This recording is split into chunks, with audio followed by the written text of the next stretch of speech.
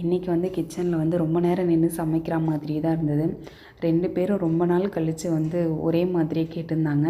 எனக்கு வந்து லஞ்சுக்கு வந்து சப்பாத்தி தான் வேணும்னு கேட்டாங்களா, சரி ஓகே 2 பேருமே கேட்குறாங்களேன்னு சொல்லிவிட்டு சப்பாத்தி தான் ரெடி பண்ணிகிட்ருந்தேன். ஒரு பக்கம் டைம் ஆகிட்டே இருக்குது, சரி இருந்தாலும் பரவாயில்லன்னு சொல்லிவிட்டு அவங்களுக்கு மட்டும் மாவு கொஞ்சமாக பிசைஞ்சு சப்பாத்தி வந்து போட்டிருந்தேன். எங்களுக்கெலாம் வந்து தோசை வந்து ஊற்றிருந்தேன். சப்பாத்திக்கு வந்து இந்த குழம்பு வந்து ரொம்ப சிம்பிளாக இருக்கும், நல்லாயிருக்கும். நம்ம எவ்வளோ சீக்கிரமாக செய்யணும்னாலும் வந்து இதை வந்து ரெடி பண்ணிக்கலாம். அவசர டைமில் வந்து இந்த குழம்பு நல்லாயிருக்கும். வெங்காயம், தக்காளி, அதுக்கப்புறம் இஞ்சி பூண்டு, தேங்காய், முந்திரி பருப்பு, கொஞ்சமாக வந்து சோம்பு இது எல்லாத்தையும் அரைச்சிட்டு அப்படியே தாளிச்சிட்டு தனி மிளகாத்தூள், தனியாப்பொடி அதெல்லாம் போட்டுட்டு நம்ம வந்து இறக்கும் போது கஸ்தூரி மேத்தி போட்டு இறக்கிக்கலாம். குழம்பு நம்மளுக்கு எந்த அளவுக்கு வேணுமோ அந்த அளவுக்கு தண்ணி அட்ஜஸ்ட் பண்ணிக்கலாம். நல்லாயிருக்கும், சப்பாத்திக்கும் நல்லாயிருக்கும், அதுக்கப்புறம் வந்து தோசைக்குமே நல்லாயிருக்கும்.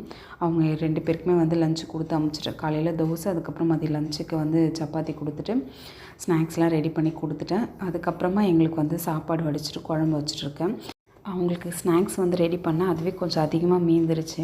சரி தட்டைப்பயிறு எக்ஸ்ட்ரா இருக்குன்றதுனால சரி அதை வச்சு குழம்பு வச்சுக்கலாம்னு சொல்லிட்டு ரெடி பண்ணிகிட்ருக்கேன். தட்டைப்பயிறு மீந்துருச்சுன்னா கூட வெறுமனே சாப்பிட மாட்டோம், எதனா பொரியல் பண்ணால் அதோடு சேர்த்து சாப்பிட்ருவோம். இன்றைக்கி குழம்புக்கு வந்து போட்டுக்கலாம்னு சொல்லிட்டு ரெடி பண்ணியிருக்கேன்.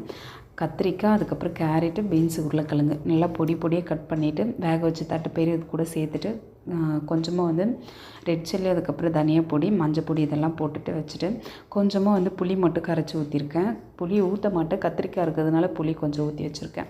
இதெல்லாம் நல்லா கொதிச்சதுக்கப்புறம் தேங்காய், சீரகம், அதுக்கப்புறம் பூண்டு இது எல்லாத்தையும் அரைச்சி ஊற்றினா சூப்பராக இருக்கும். நம்மளுக்கு வந்து நைட்டுக்கு வந்து சப்பாத்தி இல்லை தோசை இதை வந்து சேர்த்து வச்சு சாப்பிட்டா நல்லாயிருக்கும். சாதத்துக்குமே நல்லாயிருக்கும். சிம்பிளாக வந்து நம்ம இதை கூட வந்து அப்பளம் பொரிச்சிக்கலாம். இல்லைனா வந்து வெறுமனே சாப்பிட்டா கூட நல்லா தான் இருக்கும். எல்லா காயுமே போட்டிருக்கோம். நாங்கள் வந்து அப்பளம் பொரிச்சிட்டு மதியம் வந்து லஞ்சுக்கு வந்து சாப்பிட்டுட்டோம்.